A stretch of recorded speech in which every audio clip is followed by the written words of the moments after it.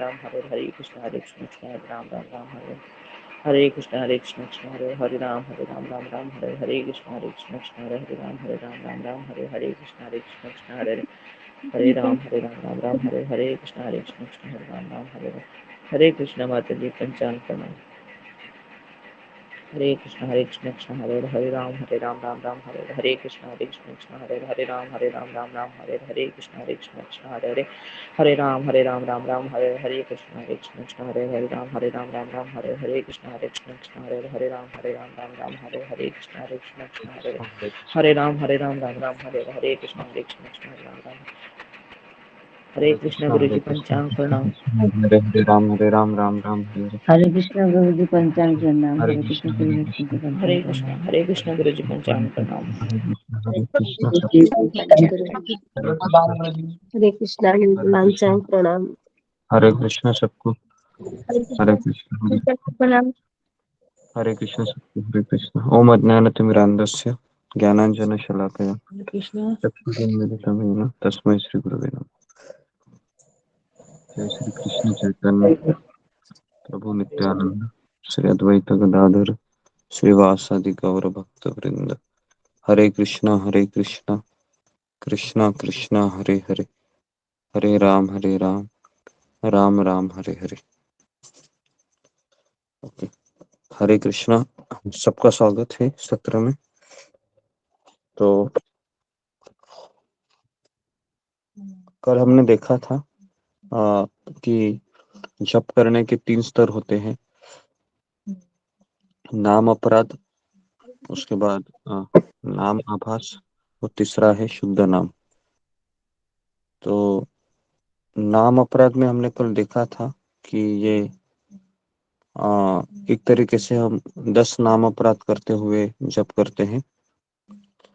तो इन्होंने यहाँ पर लिखा हुआ है कि नाम अपराध का एक अच्छा परिणाम भी है कि अगर वह नाम अपराध करते हुए भी जप करता है तो भी उसका सुकृति है वो बढ़ता रहेगा। और फिर वो एक दिन भक्तों के संगति में आ जाएगा और भक्तों में संगति में आके जप करेगा। तो ये एक अच्छा परिणाम यहाँ इस किताब में लिखा हुआ है। लेकिन अगर हमने श्रील प्रभुपाद को स्वीकार किया है अपने जीवन में और उसके बाद अगर हम श्रद्धा के स्तर से ऊपर गए हैं, श्रद्धा साधु संग भजन क्रिया, तो उस स्तर में अगर हम अपराध युक्त जप करेंगे तो उससे हमें कुछ फायदा नहीं होगा। उल्टा नाम अपराध करने से हमारा भक्ति है वह कम हो सकता है। तो इसलिए ये नाम अपराध टालना बहुत आवश्यक है। तो 10 नाम अपराध बताए गए हैं। पहला है सतम निंदा नाम परम अपराध। तो संतों की निंदा करना ये सबसे महान अपराध बताया गया है। खास करके ऐसे व्यक्ति जो भगवान के प्रचार कार्य में लगे हैं, तो ऐसे व्यक्ति की निंदा करना उसको महान अपराध बताया गया है, क्योंकि वो कर्म धर्म ज्ञान योग तपस्या इन सब को छोड़कर भगवान कृष्ण के हरिनाम का आश्रय लेते हैं। तो जो व्यक्ति ऐसे व्यक्ति को साधु के रूप में स्वीकार करता है ना, तो तुरंत उसको हरिनाम की कृपा प्राप्त होती है। और अगर वो साधु की निंदा करता है तो उसको कदापि कितना भी हरिनाम वो जपता रहे, हरिनाम कृपा नहीं देगा। तो ये पहला नाम अपराध है जो सबसे डेंजरस है। कि कई लोग ये नाम अपराध के कारण फिर ये नाम अपराध करते करते करते करते यह एक वैष्णव अपराध बन जाता है। ओके। उसके बाद दूसरा है, अभी इससे कैसे बाहर निकले ये मैं आज बताता हूँ। ठीक है। नाम अपराध का ये जो पहला जो है, इससे कैसे बाहर निकले। तो इसमें सॉल्यूशन भी बताया गया है। तो मैं सॉल्यूशन पढ़ता हूँ कि एक मुख्य क्वालिटी हर एक भक्त में प्रेजेंट रहती है, कम प्रमाण में या ज्यादा प्रमाण में, वो है कि वह भगवान कृष्ण को शरण जाता है, और ये उसका मुख्य क्वालिटी होता है। और उसका गौण लक्षण, गौण लक्षण मतलब उसका सेकेंडरी क्वालिटी ये होता है कि टॉलरेंस, मर्सी, विनम्रता, सहनशीलता, ये उसका सेकेंडरी क्वालिटी होता है। तो किसी भी भक्त को अगर आपको पहचानना है तो उसका क्वालिटी तो हमको देखना ही है, लेकिन गुणों से भी ज्यादा हमें वह भगवान से कितना शरणागत है, इसको हमको देखना है, क्योंकि वह प्राइमरी लक्षण बताया गया है शास्त्र में, मुख्य लक्षण। तो इसको हमेशा याद रखिए कि एक भक्त के दो लक्षणों के ऊपर उसको देखा जाता है। पहला है कि वह कितना भगवान से शरणागत है। भगवान से शरणागत का अर्थ है गुरु और वैष्णवों का शरणागत, क्योंकि भगवान को शरणागत होने से हमको पता है कि भगवान प्राप्त नहीं होते हैं। भगवान के प्रामाणिक प्रतिनिधि का आश्रय लेना बहुत जरूरी है। और दूसरा है उसका गौण लक्षण है कि उसमें विनम्रता मिलेगी, आपको सहनशीलता मिलेगी, है ना। लेकिन मान लो कि किसी में सहनशीलता नहीं है, विनम्रता नहीं है, लेकिन वह अपने गुरु को शरणागत है, तो फिर भगवान कृष्ण उसको ज्यादा इंपॉर्टेंस देंगे। ठीक है। और दूसरा व्यक्ति है जो विनम्र है, सहनशील है, लेकिन वह भगवान कृष्ण को या गुरु को शरणागत नहीं है, तो कृष्ण उसको कम ध्यान देंगे। तो ये दोनों चीजें हमको याद रखनी है। उसके बाद one should not criticise a devotee. हमें भक्तों को क्रिटिसाइज नहीं करना है। उसका सोशल बैकग्राउंड मतलब उसका सामाजिक स्थिति थोड़ा सा खराब भी हो सकता है, तो इसके लिए हमें उसको क्रिटिसाइज नहीं करना है या निंदा नहीं करना है। दूसरा है कि उसके पिछले कर्म, कि उसने कोई गलती किया होगा या मांस खाया होगा, नशा किया होगा, जो भी है, तो उससे उसकी निंदा नहीं करनी है। तीसरा है कि अगर उसका एक्सीडेंटल फॉल डाउन होता है, मतलब अचानक कुछ गिर जाता है वह अपने पद से, तो भी उसकी निंदा नहीं करनी चाहिए। तो ये तीन चीजें समझना बहुत जरूरी है। और यहाँ पर बताया कि वैष्णव अपराध का सबसे मुख्य कारण है असत्संग। असत्संग मतलब ऐसे लोगों का संगति करते हैं जो भक्त नहीं है। तो ये बहुत हमारे लिए एक अ, पत्थर की लकीर होना चाहिए कि हमें कभी भी ऐसे व्यक्ति का संग नहीं करना है जो भक्त नहीं है और हमारी कृष्ण भावना को वह नाम देता है या उसको वह स्वीकार नहीं करता है। तो फिर ऐसा व्यक्ति हमेशा मंथरा की तरह रहेगा।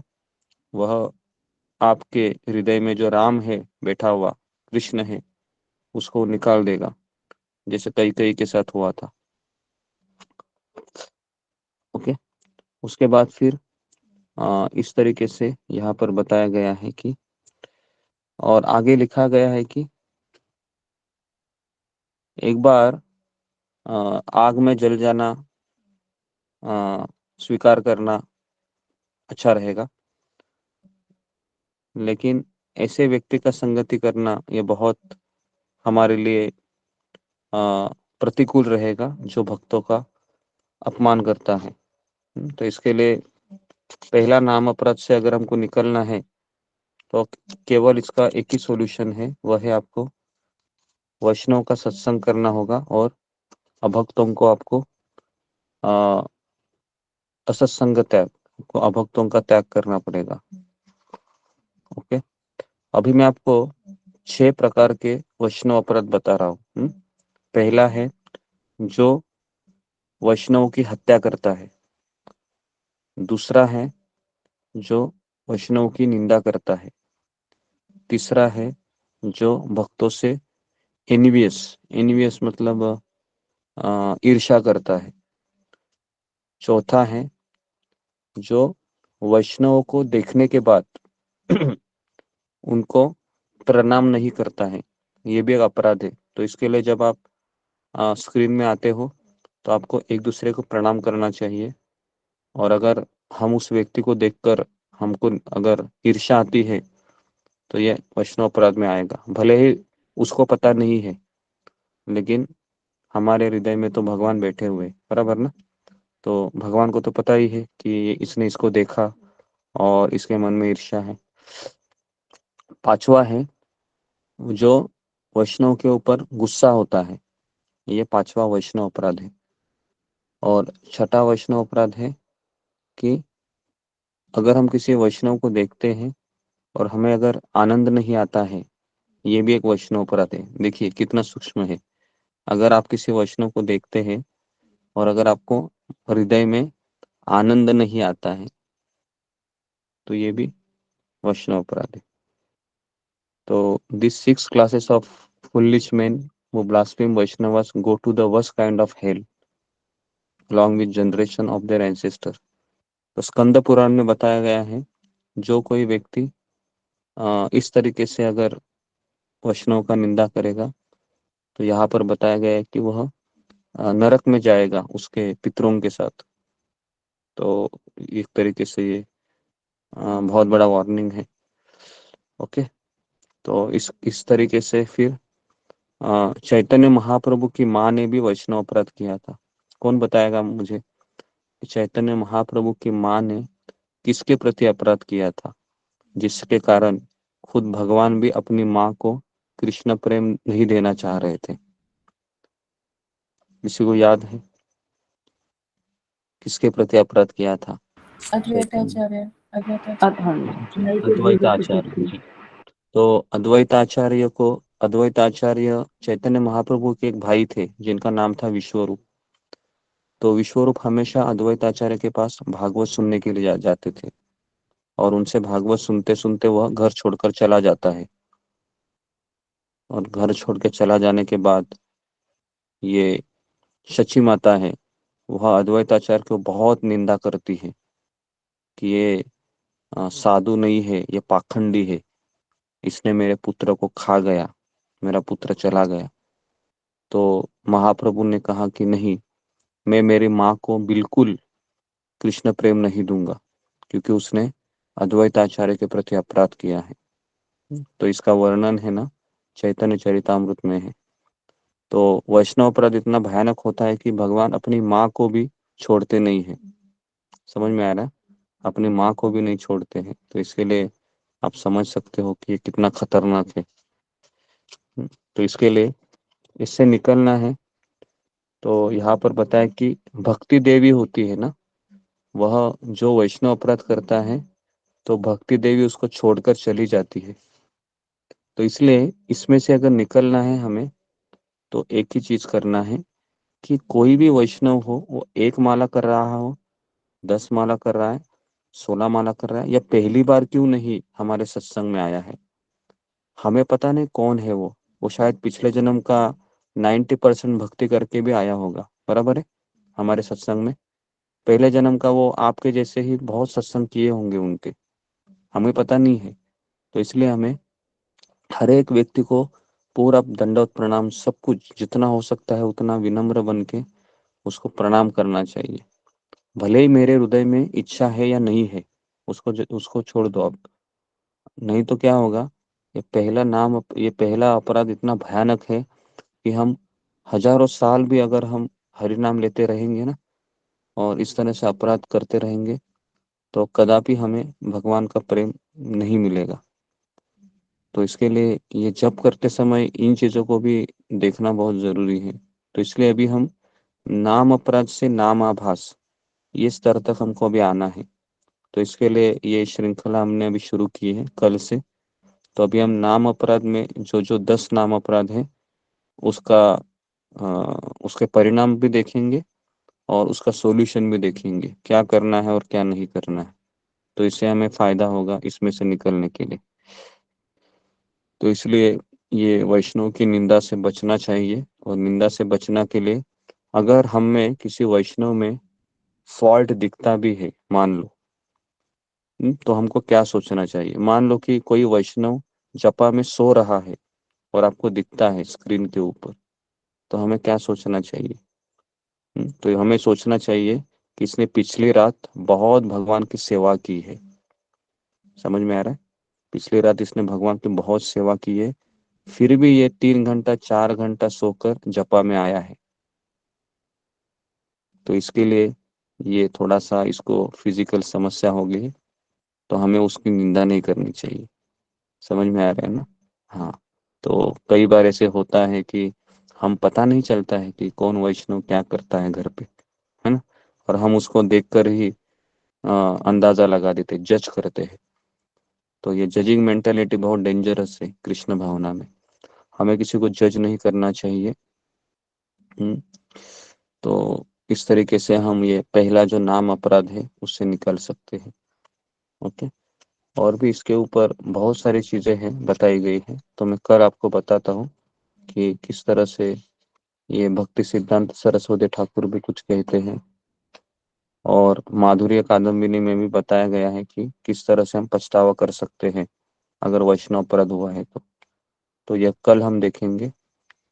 तो इसके लिए हमको ध्यान पूर्वक जप करना चाहिए। और हम इस सत्संग में आए हैं, इस सत्संग में वही व्यक्ति रह सकता है जिसके मन में एक बच्चे की तरह भाव है। बच्चा देखा है आपने? छोटा बच्चा रहता है ना, वो उसके मन में दोष रहता है क्या? बिल्कुल नहीं रहता है ना, किसके भी प्रति नहीं रहता है। तो इसके लिए सत्संग में आना है तो एक बच्चे की तरह एकदम मासूमियत होनी चाहिए, उसमें सरलता होनी चाहिए। कोई छल कपट भगवान कदापि स्वीकार नहीं करते हैं, है ना। और बहुत ज़रूरी है कि हमारे मन को बहुत शुद्ध रखना चाहिए, क्योंकि हम जहाँ पर आए हैं ना, ये देवी देवताओं से भी बड़ी सभा है।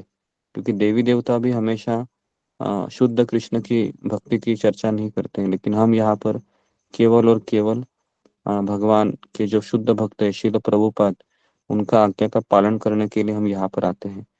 तो हमें ये समझना चाहिए कि कितना ये भक्तों का सत्संग हमें मिला है। तो जितना हो सके मैं उसमें अपना सरलता को बनाए रखूंगा इस तरीके से। तो मैं यहाँ पर रुकता हूँ। बहुत बहुत धन्यवाद आप सबका।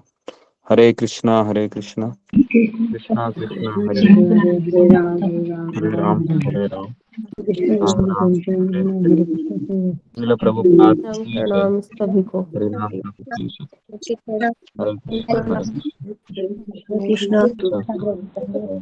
हरे कृष्णा हरे कृष्ण कृष्ण हरे कृष्ण।